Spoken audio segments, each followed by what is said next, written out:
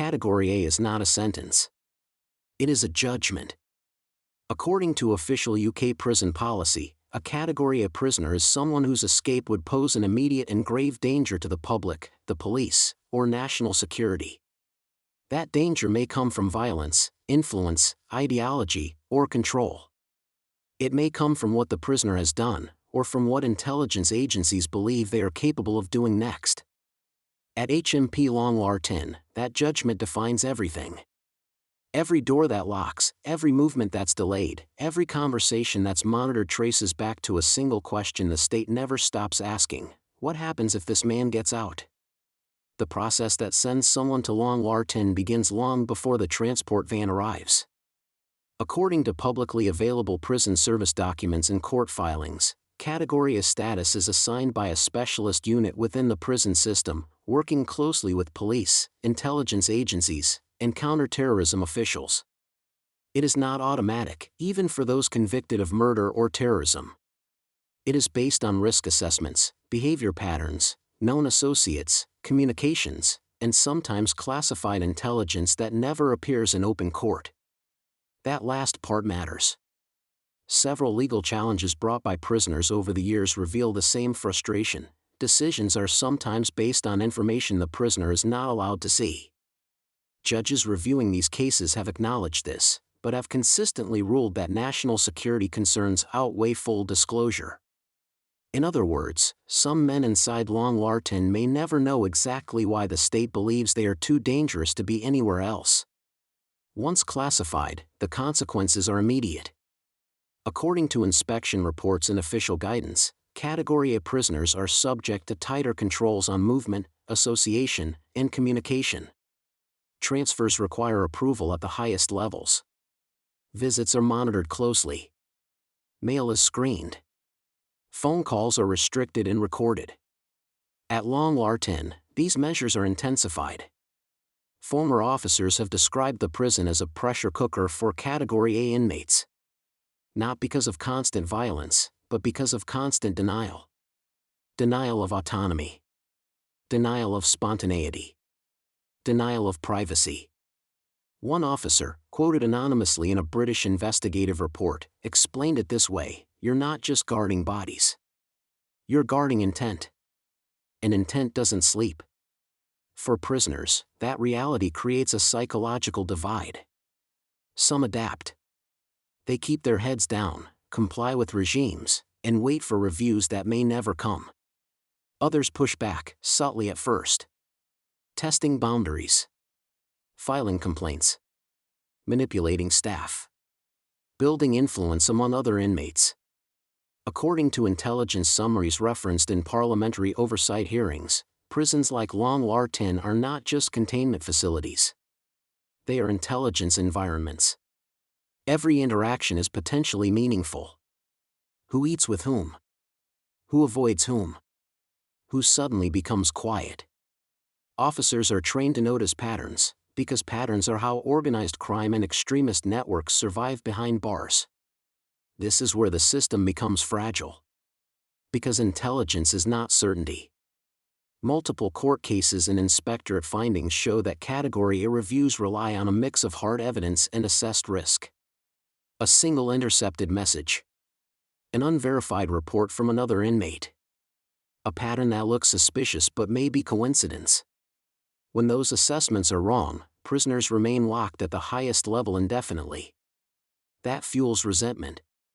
According to reports by Inspectorate of Prisons, some Category A inmates at Long Lartin expressed feelings of hopelessness, believing there was no realistic path to downgrading their status. Inspectors noted that this belief increased tension and reduced engagement with rehabilitative programs. One inspectorate report stated bluntly that a lack of clarity around progression pathways undermines trust in the system. Trust is a rare commodity at Long Lartin. Inside the prison, there is an unspoken hierarchy, even among men already deemed the most dangerous. Influence does not always come from violence. Often, it comes from knowledge. According to multiple investigations into prison radicalization and organized crime, certain inmates act as nodes, individuals who connect others, spread ideology, or coordinate behavior without issuing direct orders. These figures are often closely monitored, but monitoring alone does not neutralize influence. At Long Lartin, staff walk a constant line. From the outside, HMP Long Lartin projects permanence. Concrete that doesn't flex. Steel that doesn't bend. Procedures designed to absorb pressure without ever showing it. But inside, pressure doesn't disappear. It accumulates. According to prison officers who have worked there, the most dangerous days are not the loud ones filled with shouting or alarms. They are the quiet days, when routine tightens, patience thins, and everyone senses that something is about to shift. Public records show that Long Lartin has experienced multiple serious disturbances over the years. Official statements often describe them in restrained language: a protest, a period of non-compliance, a temporary loss of control on a wing. But court filings, union briefings, and later inspections reveal a harsher reality. These were moments when the system was tested. One of the most widely reported incidents occurred in the early 2010s, when prisoners on multiple wings refused to return to their cells. According to news reports confirmed by the Ministry of Justice, officers were forced to withdraw from parts of the prison while specialist teams were mobilized. No escape occurred. No hostages were taken. But for several hours, control was not absolute. That fact alone was enough to send shockwaves through the prison service. According to statements from the Prison Officers Association, the disturbance did not erupt suddenly. It followed weeks of tension linked to staffing shortages, reduced association time, and changes to daily regimes. Prisoners, particularly those held under Category A conditions, interpreted these changes not as temporary adjustments but as permanent restrictions. Inside a high-security prison, perception is everything. Former governors have testified to parliamentary committees that prisoners often view regime changes as signals of weakness or indifference. Whether that perception is accurate does not matter. What matters is how prisoners respond to it. At Long Lartin, response can be coordinated. According to intelligence summaries referenced in oversight hearings, the refusal to return to cells was not spontaneous. Prisoners communicated across wings using shouting, signaling, and timing their actions to coincide with known staff shift patterns. These methods are documented in other prison disturbances across the UK and are considered standard tactics. What made this incident different was where it happened. Long Lartin is not designed for negotiation-heavy policing. It is designed for containment. When containment falters, escalation is almost inevitable. According to official accounts, officers initially attempted to restore order through verbal commands and limited concessions. When that failed, they withdrew to secure positions, sealing off areas of the prison. Specialist tornado teams, trained to deal with serious disorder, were placed on standby. This step is rarely taken lightly. Former officers have described the decision to withdraw as one of the hardest calls a governor can make. On one hand, staying risks injury or hostage-taking. On the other, withdrawal signals to prisoners that pressure has worked. In this case, the decision reflected risk assessment, not surrender. According to later reviews, intelligence suggested that some prisoners were attempting to draw officers into confrontations that could be exploited. Withdrawal denied them that opportunity, but it also prolonged the standoff. For hours, the prison existed in a suspended state. Outside, local police were informed. Emergency protocols were activated. Inside, prisoners controlled communal spaces, while officers monitored from secured points. Eventually, compliance was restored. How exactly that happened remains partially undisclosed for security reasons. The Ministry of Justice stated that order was re-established without serious injury. What followed was just as important as the disturbance itself. According to inspection reports and union statements, the aftermath included lockdowns, searches, and intelligence-led transfers of prisoners believed to have played leadership roles. Some inmates were moved to other high-security facilities. Others were placed under more restrictive conditions. From the state's perspective, this was containment restored. From the prisoner's perspective, it was confirmation of a belief many already held: collective action forces response. That lesson would not be forgotten. In the years that followed, Long Lartin experienced additional incidents, though fewer reached the same scale. Rooftop protests, coordinated at HMP Long Lartin. The most important battles never make the news. They don't involve alarms or riot shields. They don't involve rooftops or lockdown wings. They happen quietly, behind cell doors, inside letters, inside glances exchanged during exercise, inside information that may or may not be true. This is the invisible war.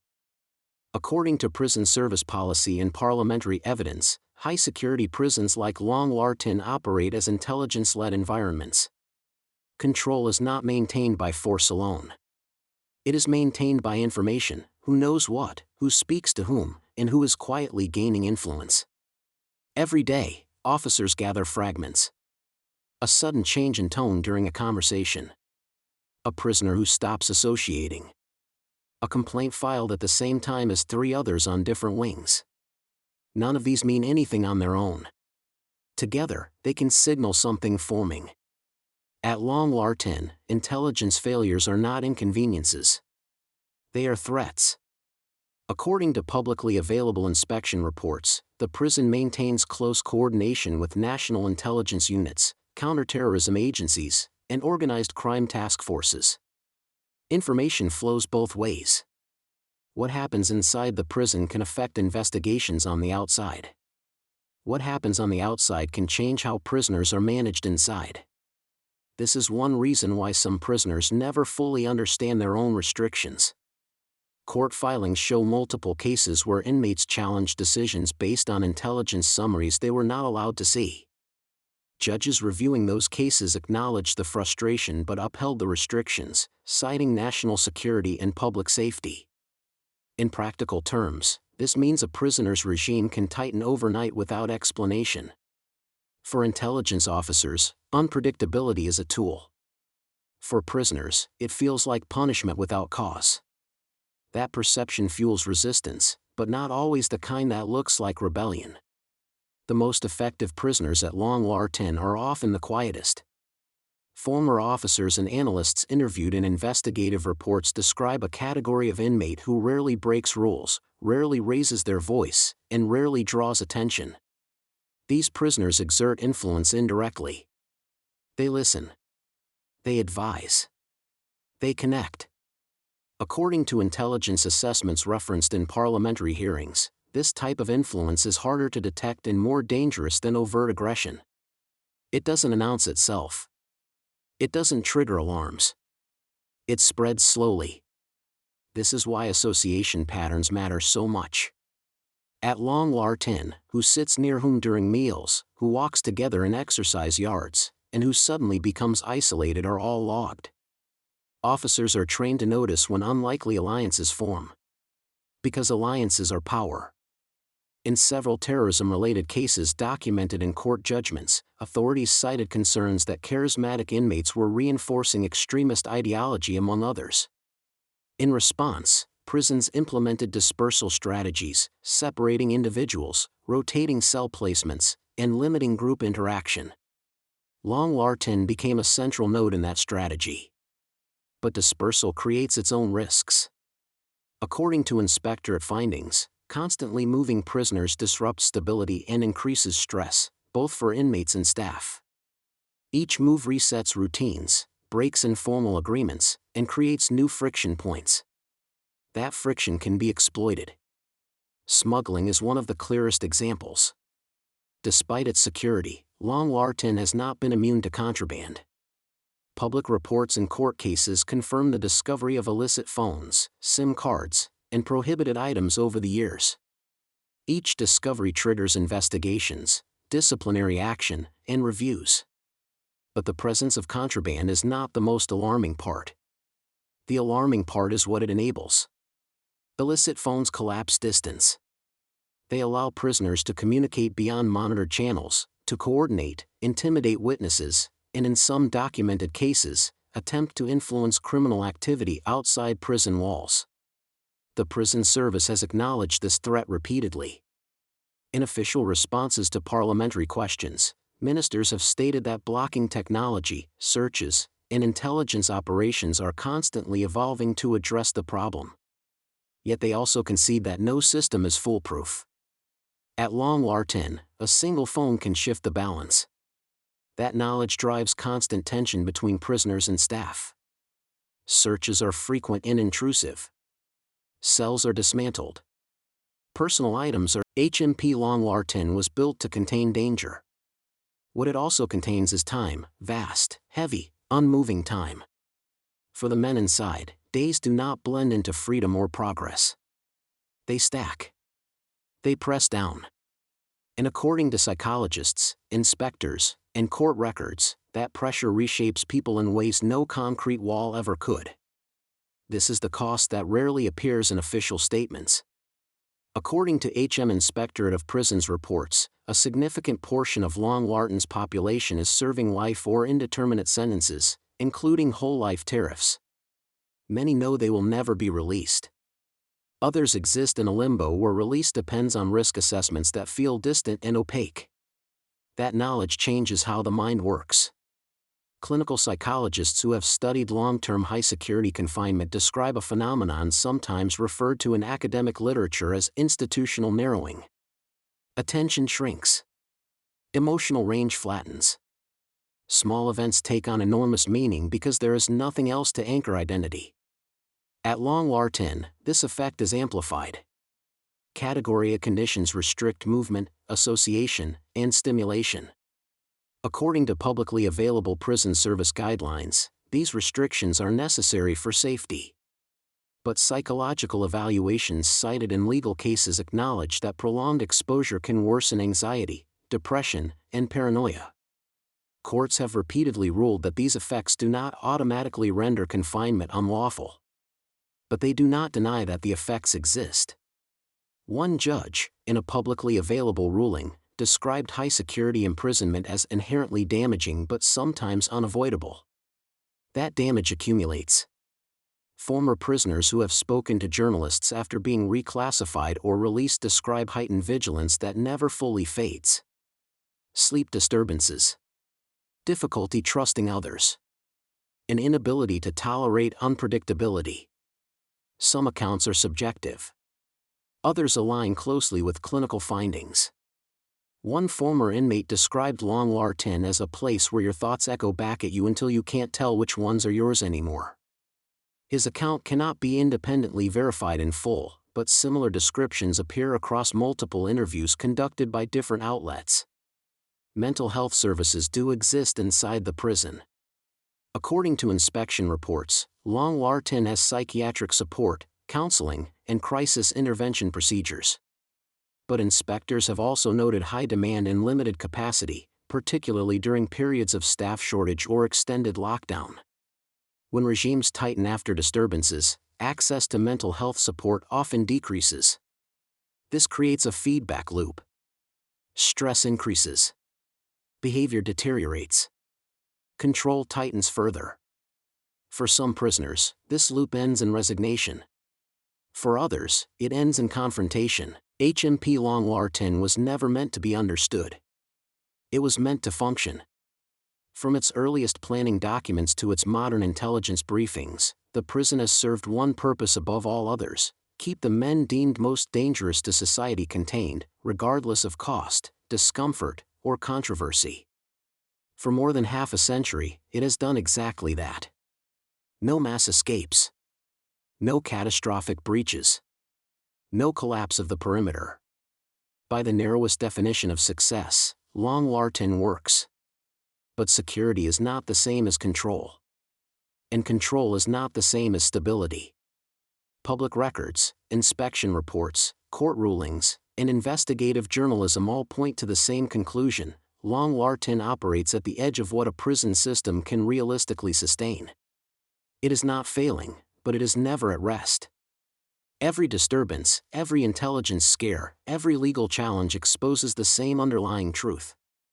Absolute security is an aspiration, not a state. The men held inside Long Lartin are not abstractions. They are human beings whose crimes placed them beyond ordinary containment. Some committed acts of extraordinary violence. Others built networks capable of harming the public even from behind bars. According to court judgments and sentencing remarks, the risks they pose are real and ongoing. That reality justifies extraordinary measures. But extraordinary measures reshape everyone they touch. Long Lartin reveals what happens when fear becomes infrastructure. Fear of escape. Fear of influence. Fear of the unknown. Those fears are not irrational. History shows what happens when dangerous individuals exploit weakness. The UK prison system has learned those lessons repeatedly, sometimes at terrible cost. So Long Lartin stands firm, absorbing pressure that might otherwise spill outward. Yet the evidence shows that pressure does not disappear. It migrates. It appears in disturbances, in staff burnout, in prisoner despair, in intelligence failures that are only recognized after the fact. The prison service responds with reviews, reforms, and renewed commitment. Each response is logical. Each is necessary. And none are final. Because the challenge Long Lartin represents is not logistical. It is philosophical. How long can a society justify extreme containment without normalizing it? How much damage is acceptable in the name of preventing greater harm? Courts have answered these questions cautiously. Time and again, judges have ruled that the risks posed by Category A prisoners justify severe restrictions. These rulings are grounded in evidence, not emotion. But even those judgments acknowledge discomfort. Words like regrettable, harsh, and damaging appear alongside necessary and proportionate. That contradiction is not a flaw in the system. It is the system. Long Lartin exists because there are no clean solutions to extreme danger. It is a place where society's worst fears are locked away, and examined daily by the people paid to manage them. Officers walk its wings knowing that vigilance cannot slip. Prisoners wake each day knowing that release is unlikely or impossible. Neither side truly wins. The prison's legacy is not defined by riots or headlines. It is defined by endurance. By the quiet fact that, despite everything, it continues to hold. And that endurance comes at a cost that statistics cannot fully measure. For officers, it is years spent in a state of controlled alertness. For prisoners, it is decades lived under permanent scrutiny. For the system, it is the acceptance that some problems can only be contained, never resolved.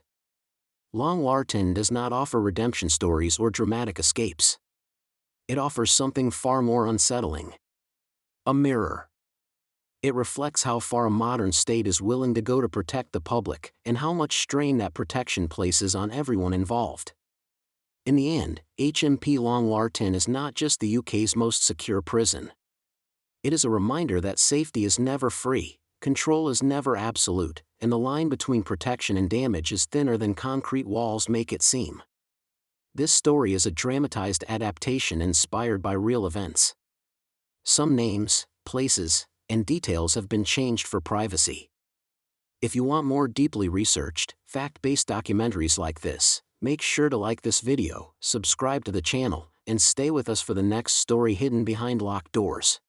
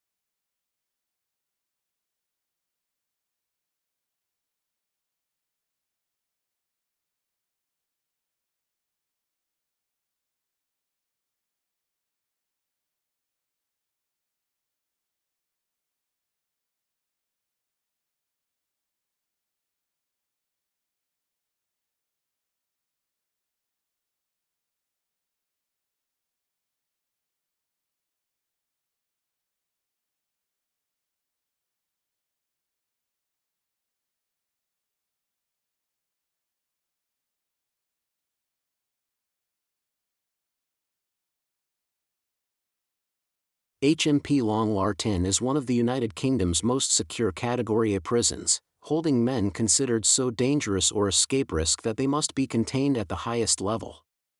This documentary explores how Long Lartin became a fortress of last resort, the men it was built to hold, and the incidents that exposed cracks in even the most extreme security.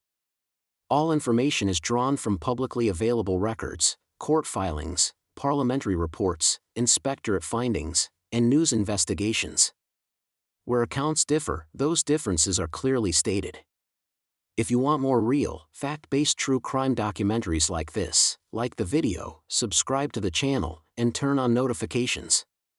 They told the public it was just another prison, placed quietly among the fields of Worcestershire, surrounded by hedgerows and narrow country roads. According to official descriptions, it was remote, secure, and deliberately out of sight. But according to prison officers who worked behind its walls, it was something else entirely. A place built not just to contain men, but to outlast them. HMP Long Lartin sits miles from any city center, isolated by design. According to Ministry of Justice records, the location was chosen in the 1970s for one simple reason: distance. Distance from communities.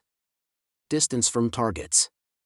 Distance from rescue attempts, riots spilling outward, or escapes that could disappear into crowds. From above, the complex looks orderly, almost calm. From inside, it feels like a machine that never stops watching. Here's the chilling fact that defines Long Lartin. Men sent here are not simply serving long sentences. Many are officially classified as Category A prisoners, meaning the state believes their escape would pose an immediate and grave threat to the public or national security. This includes convicted terrorists, organized crime leaders, serial killers, and inmates with histories of extreme violence inside other prisons. According to prison service policy, Category A is not about sentence length. It is about danger. One former senior officer, speaking to British media under anonymity, described it this way: "You don't come to Long Lartin to rehabilitate quickly. You come here because everywhere else failed." That reputation didn't appear overnight. Long Lartin opened in 1971 as a high-security dispersal prison. At the time, the UK was dealing with violent organized crime, rising political extremism, and prisoners who had already demonstrated they could not be safely managed elsewhere. Court documents and parliamentary debates from the era describe an urgent need for facilities capable of holding inmates who were exceptionally high risk. The answer was concrete: steel and isolation. But what truly separates Long Lartin from other high-security prisons is not just its walls. It's the culture inside them. According to inspection reports by Inspectorate of Prisons, Long Lartin has repeatedly housed men who already held reputations for manipulation, violence, and control. Some were serving whole-life orders. Others were awaiting extradition or national security proceedings. Several were transferred there after incidents at other prisons, including coordinated assaults on staff and escape planning. It is often described in official language as challenging. In reality, it has been described by officers as relentless. One widely cited line from a prison officer interview sums it up: "At Long Lartin, the prisoners test you every minute, because for them, power is the only currency left." The prison itself is divided into multiple wings, each with layered security measures. Movement is controlled. Association time is limited. According to publicly released prison manuals, doors are operated electronically, monitored from control rooms that never sleep. Cameras cover nearly every corridor. Yet despite this, incidents still happen. That contradiction is at the heart of Long Lartin's story. It was supposed to be one of the safest prisons in the UK. Until it wasn't. In 2013, national newspapers reported on a serious disturbance at the prison involving coordinated prisoner resistance and staff being forced to withdraw from parts of the facility. According to the Prison Officers Association, the incident exposed staffing shortages and growing pressure inside high-security estates.